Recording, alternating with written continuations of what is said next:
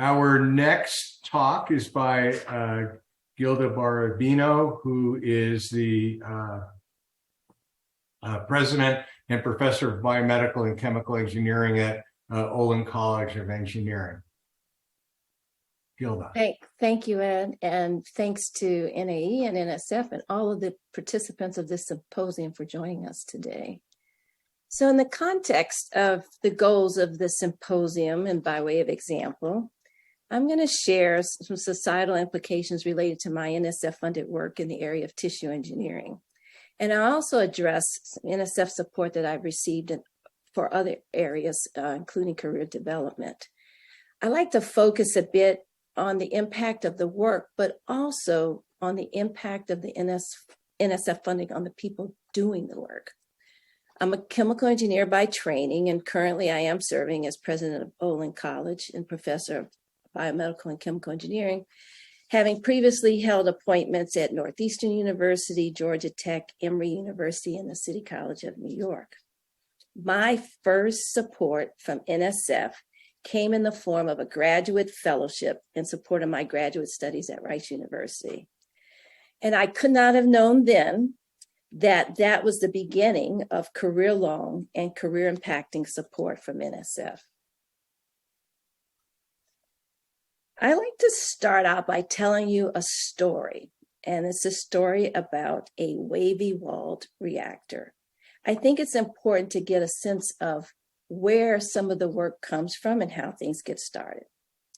I was first introduced to the concept of a wavy-walled reactor by a colleague of mine in mechanical engineering at Northeastern.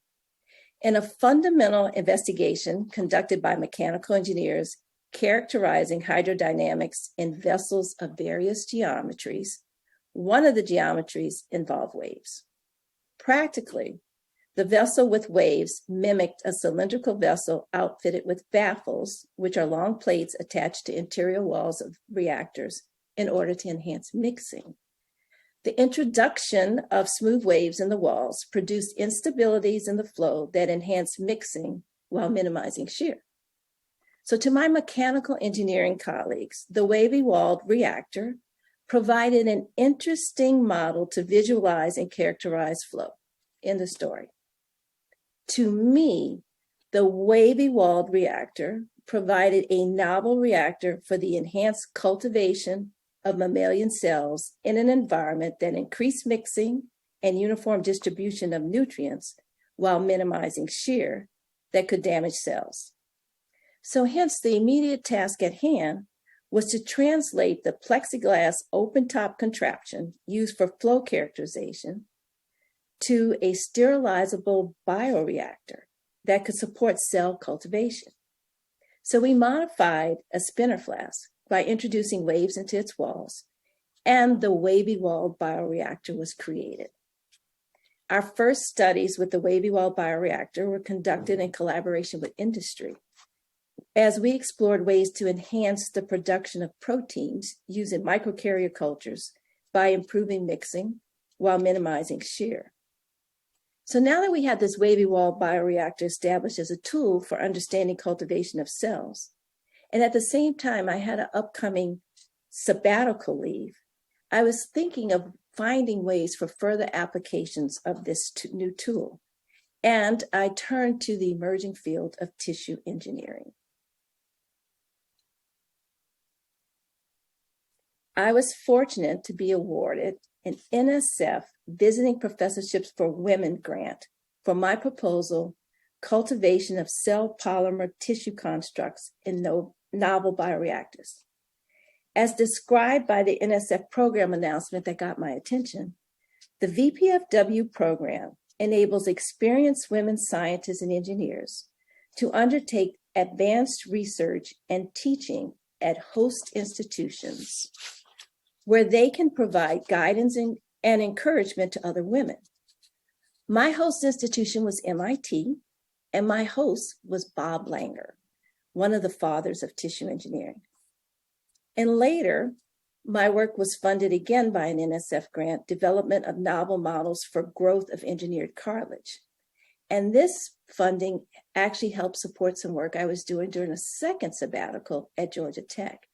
And there I had the opportunity to work with investigators at an engineering research center that was dedicated to tissue engineering. Also, during that sabbatical, I had 3 of my doctoral students join me for 3 months at Georgia Tech, a sort of mini sabbatical for the students. And during that time, we were able to establish further collaborations with mechanical engineers at Georgia Tech. I have listed here a number of other NSF grants that I've been involved in leading, and many of them were for other research projects, but for career development projects as well, which I will talk a bit more about later. But let's say a little bit more about cartilage. Why cartilage? Cartilage damage is a persistent challenge to the orthopedic medicine, and the disorders of cartilage are expected to double by 2040. The lack of ability of self-repair of cartilage further complicates any treatment strategies. Limitations with the treatment strategies are one reason why we are pursuing other alternatives in tissue engineering.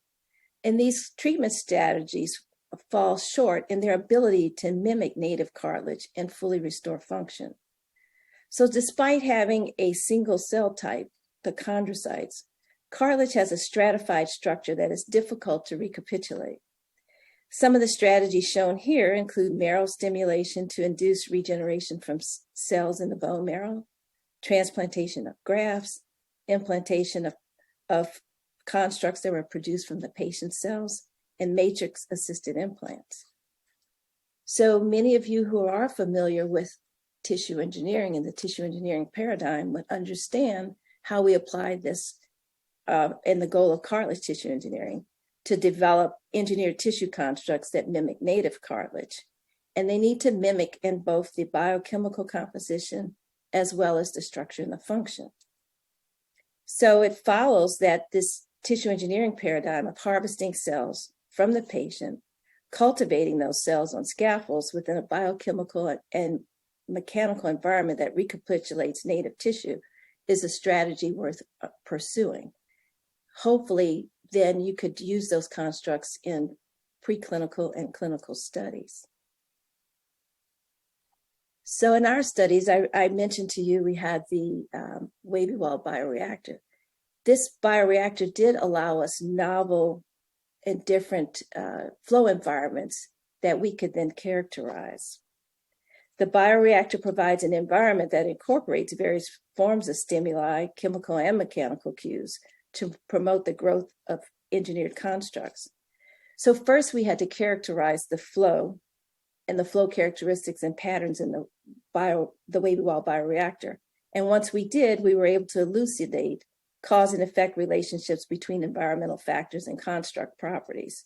And that formed the basis of models that were useful for the development of clinically relevant engineered tissues.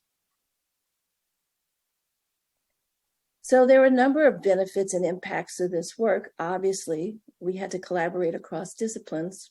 We collaborated with clinicians and industry practitioners. We often work very closely with orthopedic surgeons. Part of the motivation and the impact, of course, would be the ability to translate these discoveries to actual practical applications, particularly relevant, clinically relevant tissues, and the models that we could form as well. Ultimately, there would be a chance to have improved treatment and therapeutic approaches to injury and disease, and the expectation to have improved long-term health and mobility. I'm sure everyone knows someone, and maybe even themselves, who've had problems with knee injuries and so on. So this goal to have a healthy population constantly having mobility is definitely worthwhile. And we can't underestimate the impact on academic training, career development, and enhanced career trajectories. So one of the things I wanted to share with you is some of the other projects that involved the impact on people. So we think in terms of socialization, like how well do we get socialized into our profession?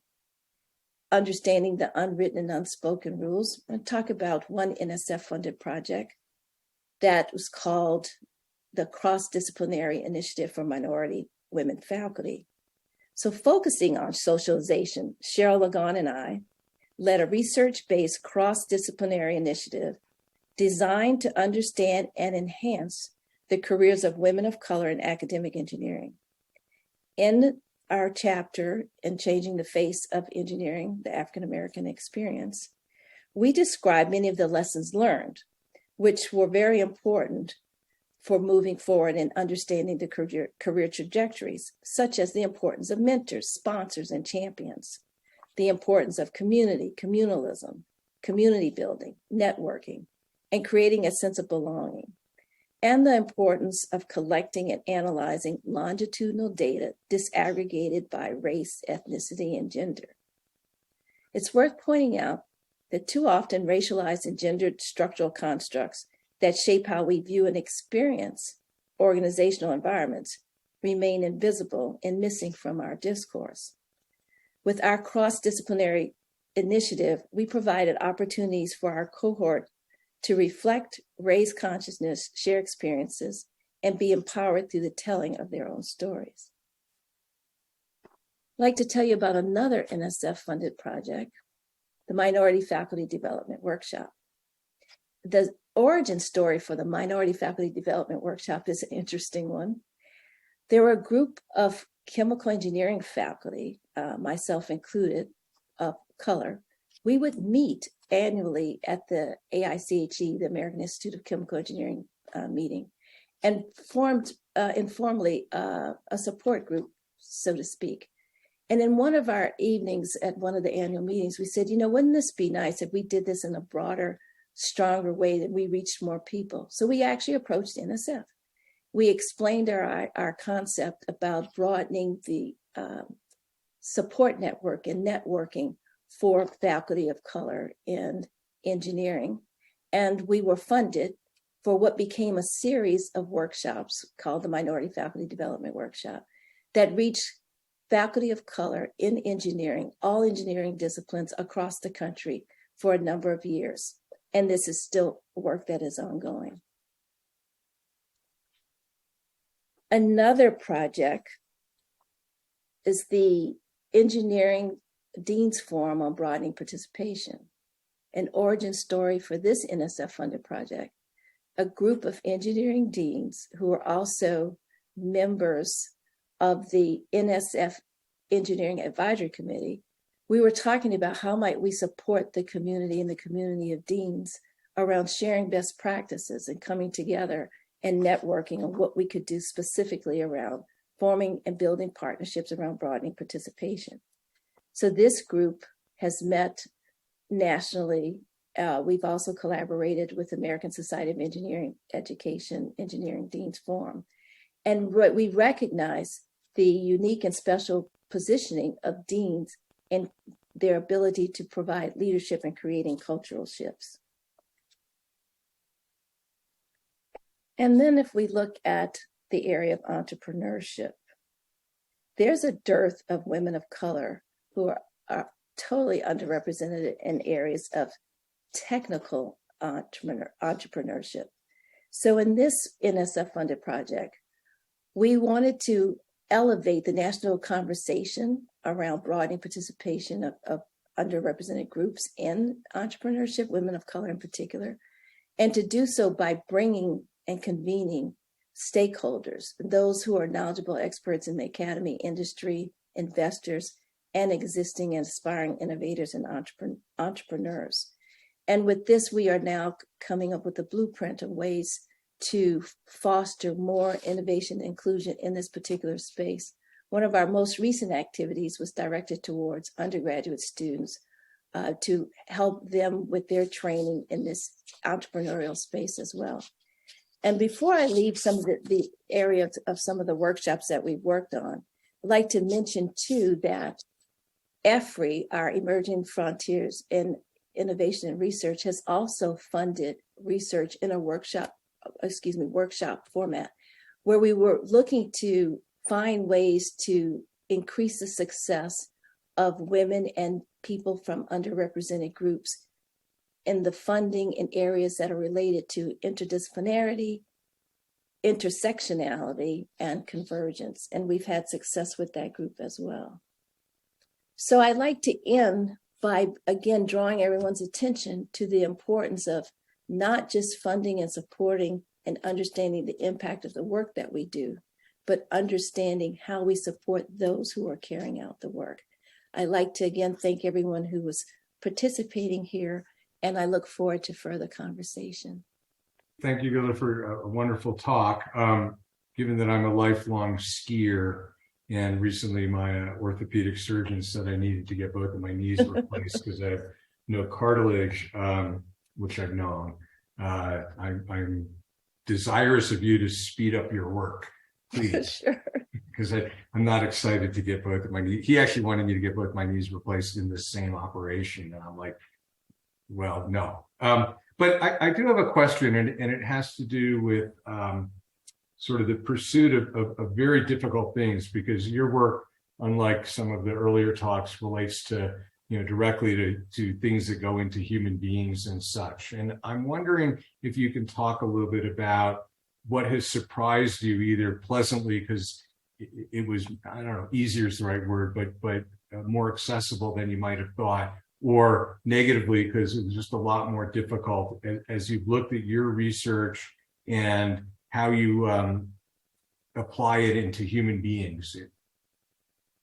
So one of the things that stood out to me is, so it's not really a surprise, but we forget how important it is to understand and look to nature.